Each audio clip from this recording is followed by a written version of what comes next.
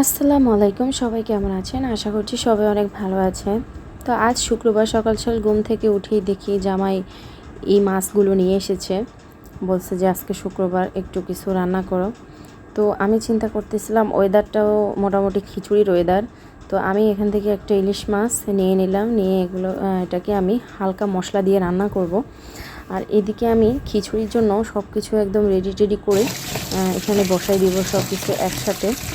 তো এটা আমি ভালোভাবে পরিষ্কার করে ধুয়ে এখন আমি একসাথে খিচুড়ি রান্না করে নেব। আসলে হাতে মাখাই খিচুড়িটা খেতে অনেক মজা লাগে, আর হাতে মাখা খিচুড়ি আমার মনে হয় যে খুব তাড়াতাড়ি হয়। তো এটাকে আমি হাতে মাখাই, তারপরে বসাই দিব। এরপর হচ্ছে আর এক পাশে ইলিশ মাছটা রান্না করে নিব।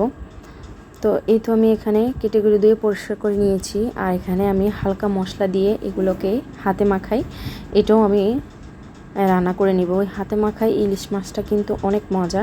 ইলিশ মাছ কিন্তু বেশি রান্না করা লাগে না, অল্প কিছু সময়ের মধ্যে কিন্তু এটা হয়ে যায়। তো আমি এখন সব মশলা একদম অল্প অল্প করে দিব, আবার বেশি মশলা কিন্তু ইলিশ মাছে একদম মানায় না, কারণ ইলিশ মাছ তো ইলিশ মাছও।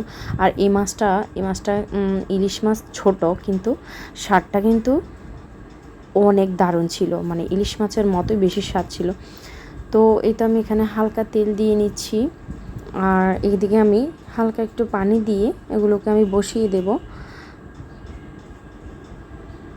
তারপর আজকে খিচুড়ি দিয়ে ইলিশ দিয়ে খাওয়া হবে। আসলে এই খিচুড়ি ইলিশ খেতে অনেক মজাই লাগে। আর মাঝে মধ্যে আমি ডিম ভাজি করে নিই, হাতে মাখা খিচুড়ির সাথে ডিম ভাজি করে নিই। তো এই তো আমি এখন এগুলোকে বসিয়ে দিব।